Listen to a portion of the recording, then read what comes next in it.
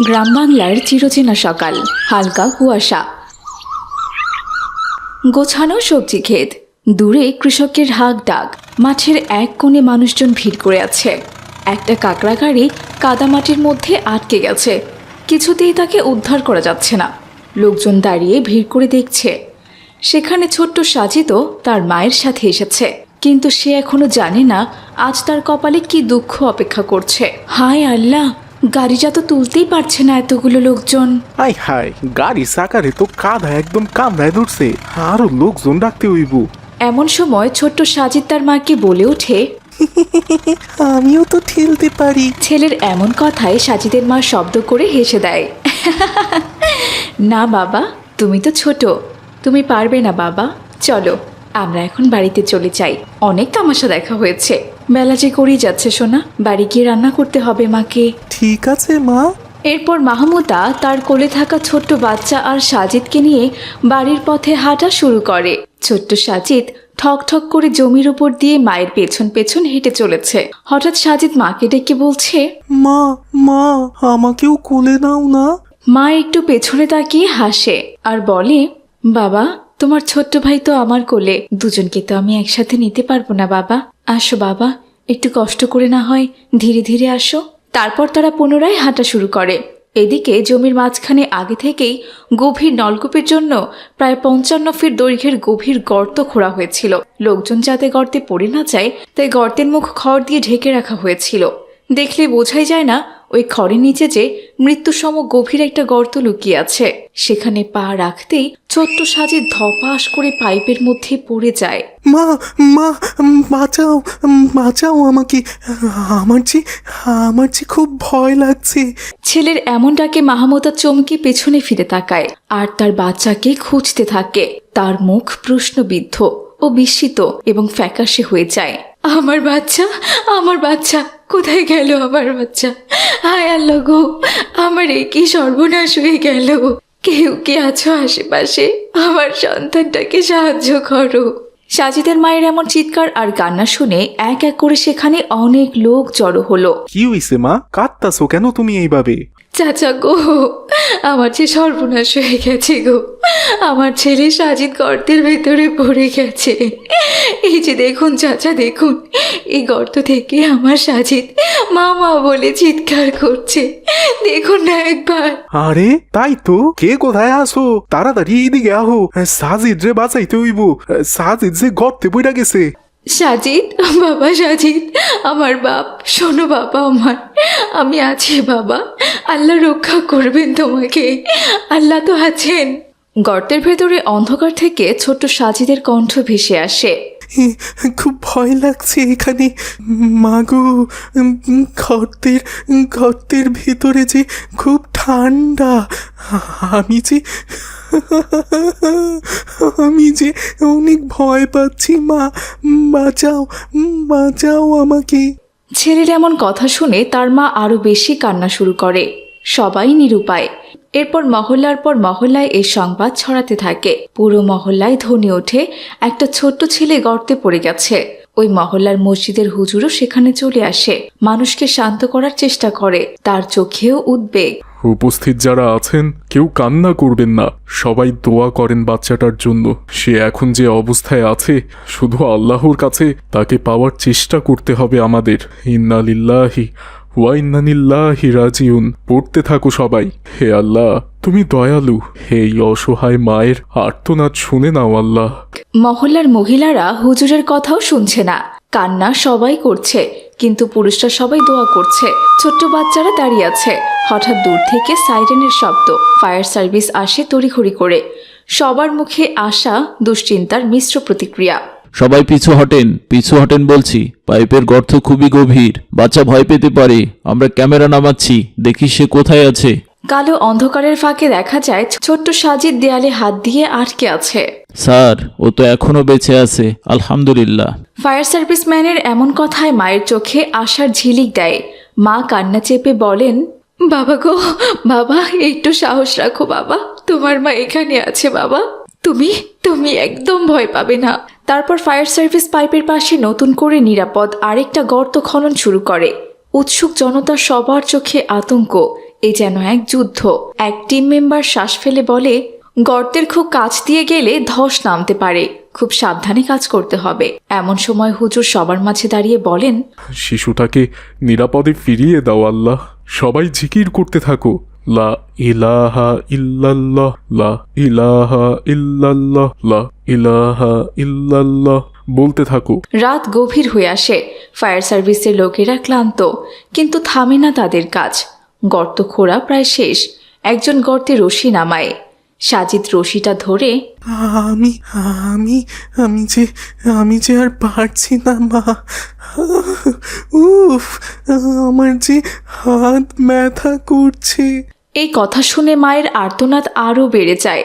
ইয়া আল্লাহ, আমার সন্তানকে তুমি শক্তি দাও, তুমি আমার সন্তানকে রক্ষা করো, নিরাপদে ফিরিয়ে দাও আমার সন্তানকে, আমার কাছে ফিরিয়ে দাও।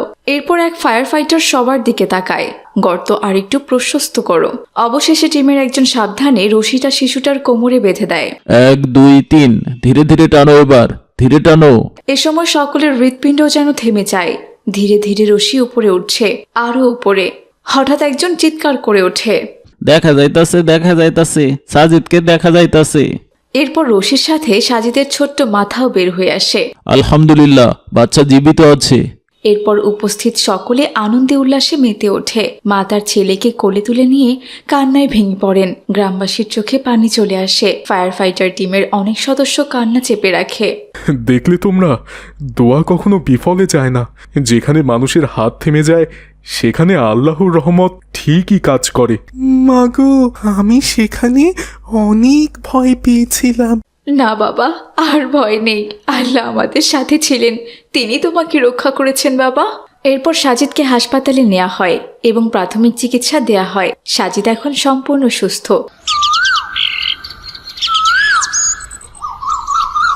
তাকে বাড়িতে আনা হয়। লোকজন তাকে দেখতে আসে। মহল্লার বাচ্চারা তাকে ঘিরে ধরে বলছে, সাজিদ ভাই আমাদের মাঝে ফিরে এসেছে, আমাদের মাঝে ফিরে এসেছে, আলহামদুলিল্লাহ। হুজুর পাশে দাঁড়িয়ে বলেন, শোনো সবাই, সাবধানতা ইমানের অংশ। আজ আমরা দেখলাম তো একটি গর্ত কত বড় দুর্ঘটনা তৈরি করতে পারে। বিপদে আল্লাহর দরজাই একমাত্র ভরসা। মানবিকতা ও দোয়া, এই দুটোই আল্লাহর রহমতকে আরো বাড়িয়ে দেয়। দুঃখের বিষয় ছোট্ট সাজিদ আমাদের মাঝে আর নেই। আমরা সবাই আশা করেছিলাম সে ফিরে আসবে, কিন্তু সে চলে গেছে না ফেরার দেশে, আল্লাহর কাছে। এই স্মৃতি এখন আমাদের হৃদয়ে ভয়াবহ ছাপ রেখে গেছে। যখন ছোট্ট সাজিদ গভীর গর্তে পড়েছিল, পুরো মহল্লা এক পরিবারে পরিণত হয়েছিল। একজন মায়ের কান্না, ছোট ভাইয়ের দৃষ্টিতে আশার রেখা, মানুষের ছোটাছুটি সবই দেখিয়েছে বিপদ কখনো পূর্বাভাস দিয়ে আসে না। কিন্তু সেই দুঃসময়ে গ্রামবাসীর একতা, হুজুরের দোয়া এবং ফায়ার সার্ভিসের নিষ্ঠার প্রদর্শন আবারও প্রমাণ করলো ভালোবাসা, মানবতা এবং দোয়াই মানুষের প্রকৃত শক্তি। এই দুর্ঘটনা শুধু ভয়াবহ স্মৃতি নয়, বরং সতর্কতার, ইমানের এবং মানবিকতার এক অমূল্য শিক্ষা। খোলা গর্তের ছোট অবহেলা কত বড় বিপদ ডেকে আনতে পারে তা সবাই উপলব্ধি করেছে। আজ আমরা বুঝেছি বিপদের সময় আল্লাহর উপর ভরসা, দোয়া এবং একে অপরের পাশে থাকা সত্যিকারের শক্তি। এই গল্প শুধু একটি দুর্ঘটনার নয়, এটি আল্লাহর রহমত, মানুষের ঐক্য এবং জীবনের প্রতি সতর্কতার চিরন্তন বার্তা। তাই আমি এই গল্পের নাম দিয়েছি সাজিদের গল্পটা এমনও তো হতে পারত। রসুলপুর মহল্লায় রিয়াদ আর কালু নামের দুই ছাগলের মাংস বিক্রেতা বাস করত। রিয়াদ খুবই ভালো ছেলে ছিল। সে 5 ওয়াক্ত নামাজ আদায় করত এবং ভালো ছাগলের মাংস বিক্রি করত। আর অন্যদিকে কালু ছিল খুবই খারাপ মানুষ। সে সারাদিন মহল্লায় ঘুরে ঘুরে অসুস্থ ছাগল সংগ্রহ করে সে ছাগলগুলো জবাই করে মাংস বিক্রি করত। বাবা রিয়াদ, তাড়াতাড়ি আমাকে 5 কেজি মাংস দাও তো বাবা, বাড়িতে মেহমান এসেছে। আমার ছোট বোন জামাই, ওরা আবার তোমার দোকানের খাসির মাংস ছাড়া খেতেই চায় না।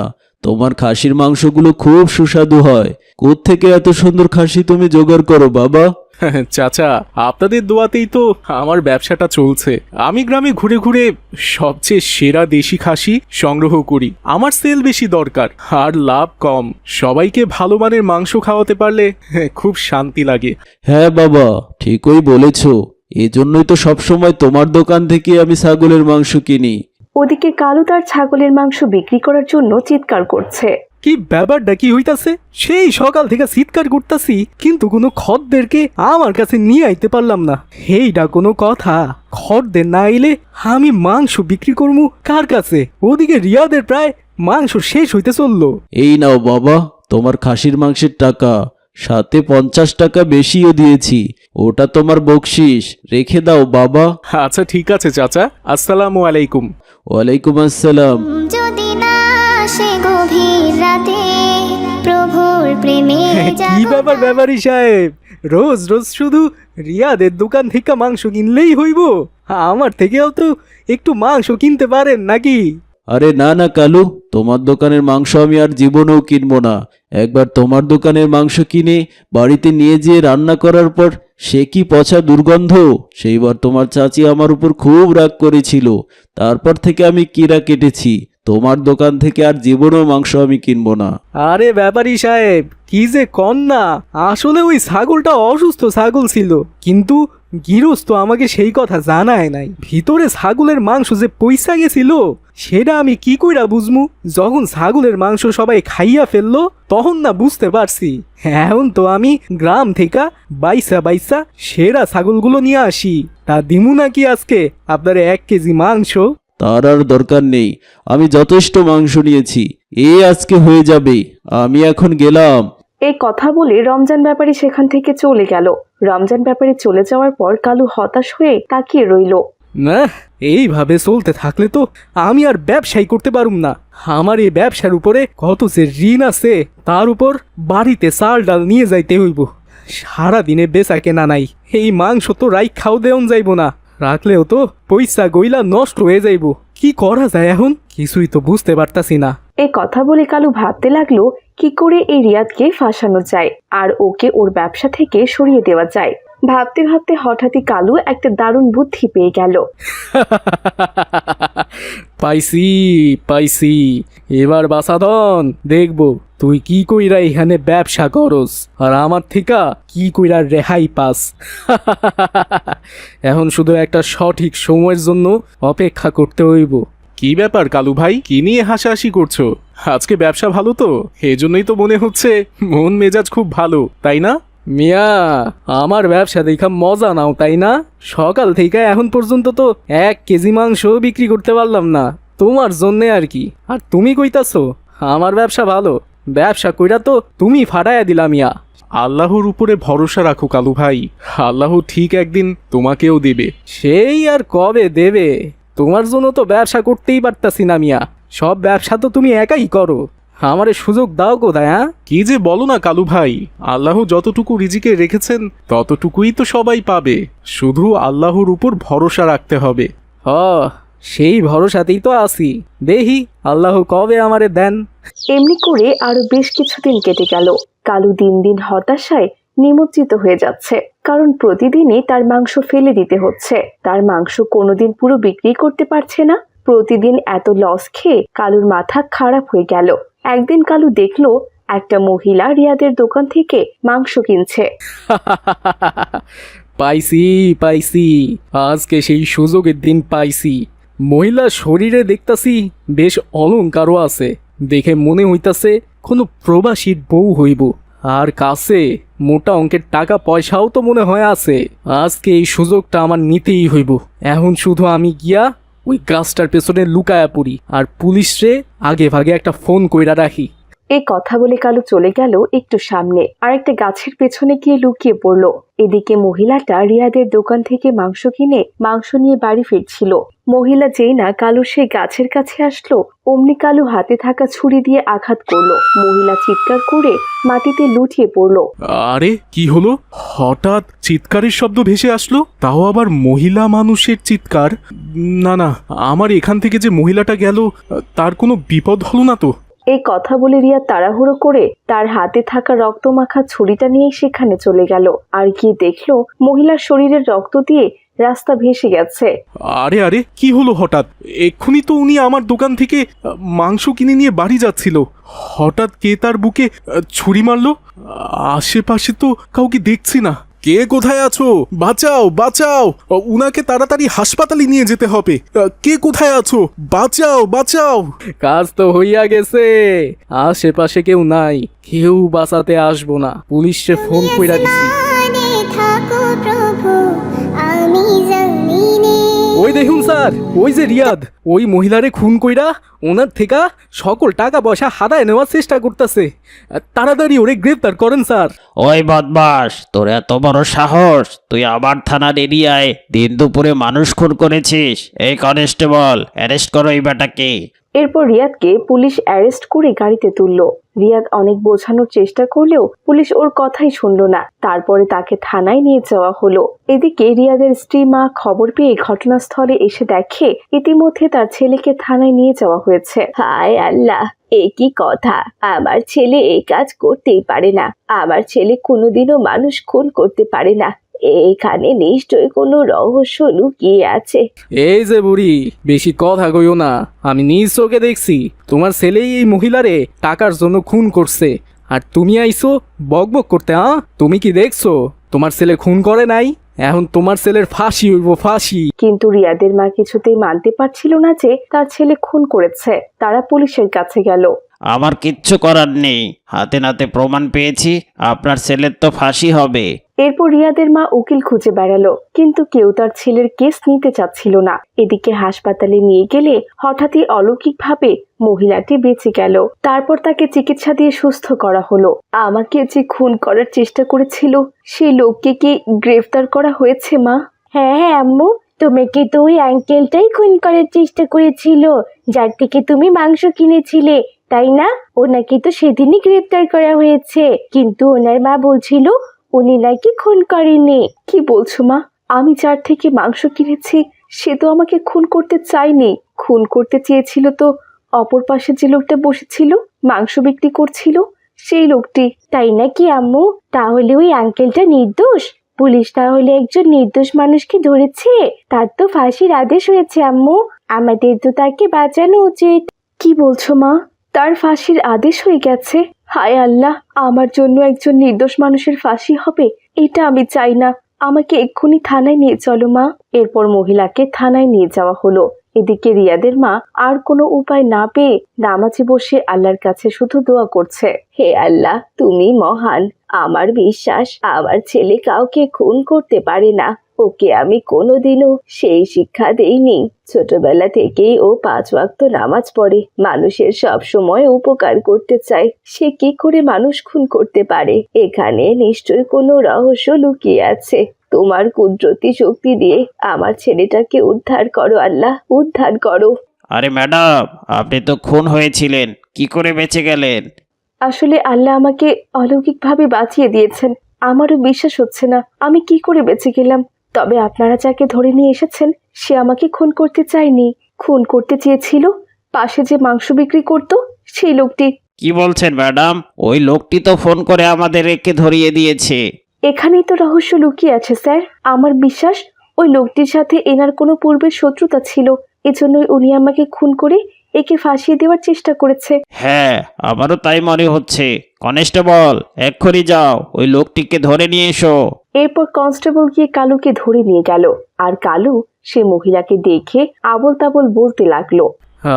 আরে ম্যাডাম, আপনি বাইসা গেলেন কি কইরা? আপনি তো মারা গেছিলেন। হ্যাঁ, আমি তো মারাই যাচ্ছিলাম। আর তুমি আমাকে মারতে চেয়েছিলে। তুমি আমাকে কেন মেরে ফেলতে চেয়েছিলে বলো তো?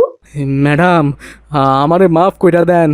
আপনার সাথে আমার কোনো শত্রুতা ছিল না। শত্রুতা যা ছিল ওই রিয়াদের সাথে ছিল। আমি আর রিয়াদ একসাথে মাংস বিক্রি করতাম।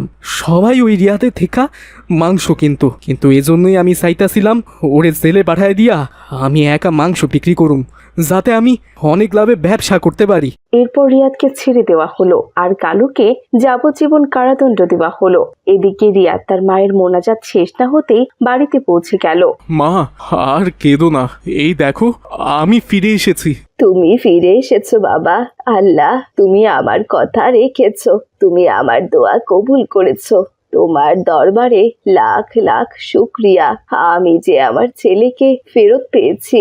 এরপর থেকে রিয়াদ আবারও তার মা ও স্ত্রীকে নিয়ে সুখে শান্তিতে বসবাস করতে লাগলো।